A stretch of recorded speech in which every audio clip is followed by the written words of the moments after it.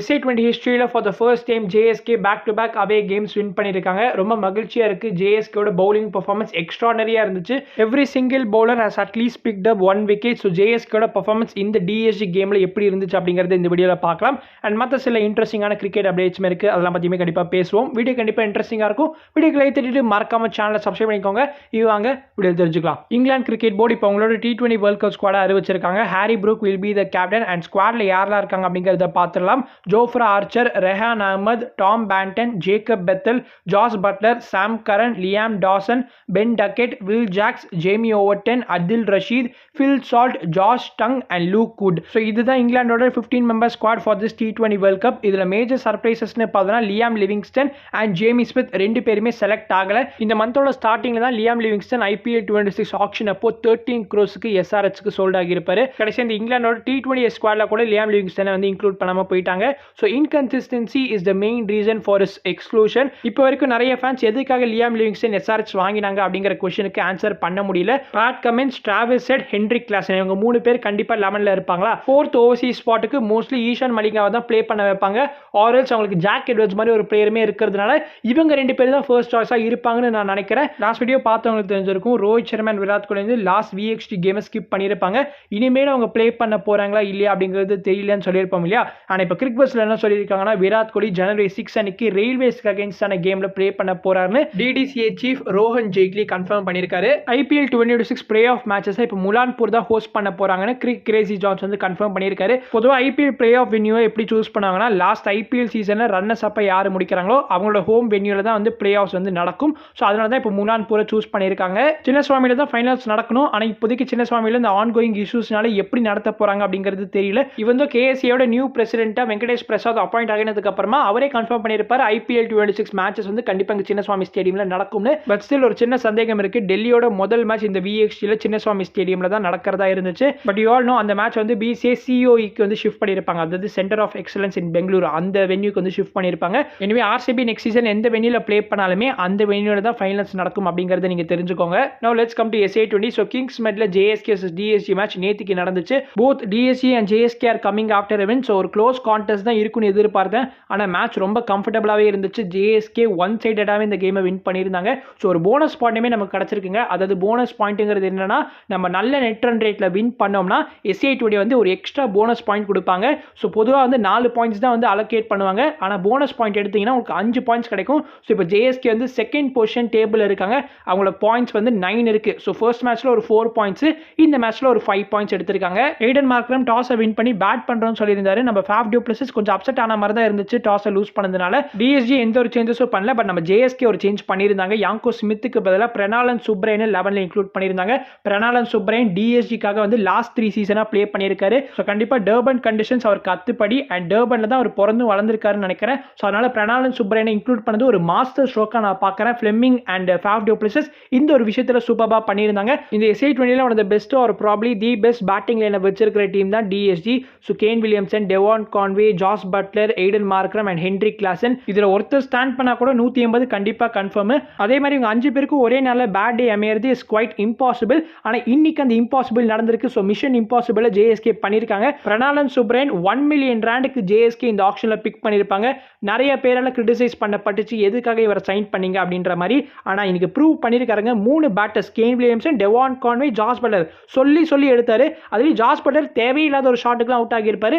Kind of பேட்டர்ஸோட மிஸ்டேக்னு சொல்லலாம். ஆனால் அந்த பேட்டர்ஸோட மிஸ்டேக்கை கேபிட்டலைஸ் பண்ணியிருக்காரு பார்த்தீங்களா, அதுதான் ஒரு பவுலருக்கு அழகு. ஸோ அதை இன்னைக்கு நம்ம பிரணாலன் சுப்ரையன் பண்ணியிருக்காரு. Faf du Plessis once again bowling ரொட்டேஷன்ஸ்ல நான் தாண்டா கிங் அப்படிங்கிறது நிரூபிச்சிருக்காரு. லாஸ்ட் MLC சீசன் அப்போ இதை பற்றி நான் பேசியிருப்பேன். அவரோட பவுலிங் ரொட்டேஷன்ஸ் ஆன் பாயிண்ட்ல இருக்கு.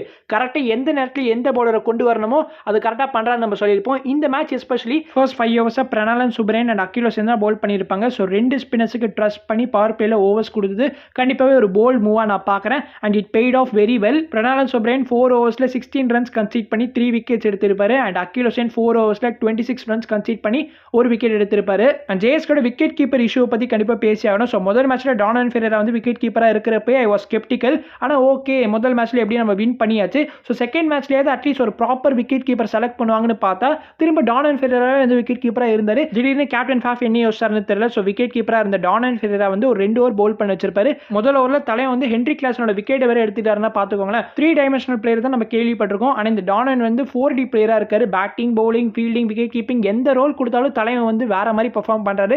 இப்படிப்பட்ட ஒரு பிளேயரை 1 crore டிசி வந்து ஆர்ஆருக்கு ட்ரேட் ஆஃப் பண்ணிருக்காங்கன்னா அவங்க எவ்வளவு பெரிய ஒரு முட்டாள் டீம்னு யோசிச்சு பாருங்களேன். டானன் பவுல் பண்றப்போ மேத்யூ டிவிலியர்ஸ் தான் பார்ட் டைம் விக்கெட் கீப்பரா இருந்திருப்பாரு. ஸோ எனவே இந்த மாதிரி பண்றதுக்கு பதிலாக அழகா ஒரு ப்ராப்பர் விக்கெட் கீப்பரே நீங்க செலக்ட் பண்ணிட்டு டானன் வந்து 4 overs பவுல் பண்ண வைக்கலாம். ஒருவேளை ரிவால்டோ மூன்சாமி அண்ட் நெயில் டிமஸ் மேல இன்னொரு ப்ராப்பர் ட்ரஸ்ட் வராததுனால நம்ம டானன் ஃபெரரா வச்சே போலாம் அப்படிங்கிற ஒரு முடிவு எடுத்திருக்காங்கன்னு நினைக்கிறேன். பை தி வே டிஎஸ்ஜியோட 2 முக்கியமான ஓவர்சீஸ் பிளேயர்ஸ் வந்து அவைலபிளா இருக்க போறது கிடையாது. ஸோ ஜாஸ் பட்லர் வந்து இங்கிலாண்டோட ஸ்குவாட்ல செலக்ட் ஆகியிருக்காரு ஸ்ரீலங்கா டூருக்கு. அதனால SI20யோட பிளே ஆஃப்ஸ் வந்து மிஸ் பண்ற மாதிரி இருக்கும். கண்டிப்பா டிஎஸ்சி குவாலிஃபை ஆகிறாங்க. ஸோ SI20 பிளே ஆஃப்ஸ்க்கு ஜாஸ் பட்லர் அவைலபிளா இருக்க போறது கிடையாது. அதனால அவருக்கு பதிலாக ஒரு ரீப்ளேஸ்மெண்ட்டை கண்டிப்பா டிஎஸ்ஜி சைன் பண்ணுவாங்க. அண்ட் டெவான் கான்வேயுமே வந்து இப்போ 4 கேம்ஸுக்கு தான் அவைலபிளா இருக்க போறாராம். அதாவது ஃபர்ஸ்ட் 4 கேம்ஸுக்கு தான். ஸோ இப்போ ஆல்ரெடி ஒரு 3 கேம் முடிஞ்சிருச்சு. இன்னும் ஒரு கேம் தான் ஐ திங்க் அவைலபிளா இருப்பாரு போல. India vs New Zealand both ODI and T20 சீரிஸ்ல டெவான் கான்வே செலக்ட் ஆகியிருக்காரு. அதனால கண்டிப்பா டெவான் கான்வேவால இனிமே SI20ல ப்ளே பண்ண முடியாது. ப்ராப்ளி இன்னும் ஒரு கேம் ப்ளே பண்ணுவார்னு நினைக்கிறேன். ஜேமி ஸ்மித் இஸ் அவைலபிள் இந்த market. So T20 world cup ஸ்குவாட்லயே அவரை செலக்ட் பண்ணதுனால கண்டிப்பா ஹில் பி ஃப்ரீ தான். அதனால கண்டிப்பா அவரை வந்து ரீப்ளேஸ்மெண்டா கொண்டு வரலாம். ஜஸ்ட் 86 ரன்ஸ் தான் டிஎஸ்ஜி ஸ்கோர் பண்ணியிருந்தாங்க. இந்த டோட்டலில் ஜேஎஸ்கே 16 ஹவர்ஸ்க்குள்ள சேஸ் பண்ணிட்டாங்கன்னா அவங்களுக்கு ஒரு போனஸ் பாயிண்ட் கிடைக்கும்ன்றத சொல்லியிருப்பாங்க. ஜேஎஸ்கேட முதல் 6 ஓவர் பேட்டிங் பார்த்ததுக்கு அப்புறமா ஓகே இந்த மேட்ச் ஜெயிச்சா மட்டும் போறப்பா அப்படின்ற ஒரு மனநிலைமைக்கு நம்ம வந்துட்டோம். Faf du Plessis, Matthew de Villiers, Mulder இவங்க 3 பேருமே சிங்கிள் டிஜிட்டுக்கு அவுட் ஆகியிருந்தாங்க. 1 செகண்ட் ரைலி ரூசோ தாங்க சேவ் பண்ணியிருக்காரு. லாஸ்ட் கேம்லேயே பார்த்துருப்போம் 48 ரன் ஸ்கோர் பண்ணியிருப்பாரு. இன்னைக்கு கேம்ல 43 ரன் ஸ்கோர் பண்ணியிருந்தாரு 32 பால்ஸ்ல. எவ்வளவு பேர் ரைலி ரூசோட ஜெர்சி நேமை நோட்டீஸ் பண்ணீங்கன்னு தெரியல. ட்ரிபிள் ஆர் தான் அவரோட ஜெர்சி நேமா வச்சிருக்காரு. ஸோ அது வந்து ரிவெஞ்ச் ரிடம்ஷன் ரூசோன்ற மாதிரி கமெண்டேட்டர்ஸ்லாம் பேசிட்டு இருந்தாங்க. எஸ் இந்த சீசன் வந்து நம்ம ரைலி ரூசோக்கு கண்டிப்பா ஒரு பிரேக் த்ரூ சீசனாக இருக்க போகுது. சீசனுக்கு முன்னாடி I didn't expect this much of performance. ஆக்சுவலாக டு பி ஹானஸ்ட் இந்த மேட்ச்லேயே ரைலி ரூசோ ஏர்லியாவே அவுட் ஆகியிருப்பாரு. 8 ரன்ஸுக்கே வந்து கேன் வில்லியம்சன் வந்து ஒரு கேட்ச் ட்ராப் பண்ணியிருப்பாரு. அதுக்கப்புறம் இவன் ஜோன்ஸ் வந்து பவுண்டரி லைன் கிட்ட வந்து ஒரு கேட்ச் ட்ராப் பண்ணியிருப்பாரு.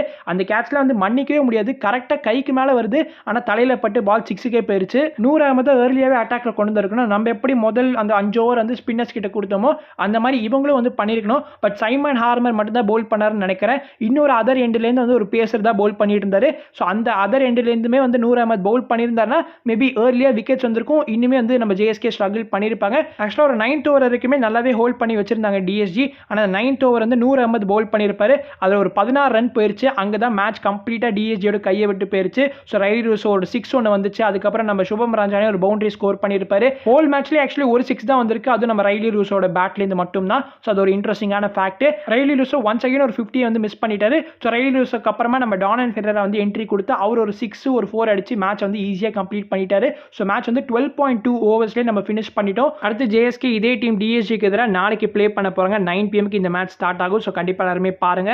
அண்ட் நாளைக்கு 2026 சீசனோட முதல் மேட்ச் இருக்க போகுது. அண்ட் எல்லாருக்குமே ஒரு ஹாப்பி நியூ இயர் நான் சொல்லிக்கிறேன். ஸோ உங்களை நான் நெக்ஸ்ட் மேட்ச் ரிவ்யூவில் சந்திக்கிறேன். அது வரைக்கும் பீஷியஸ் பை.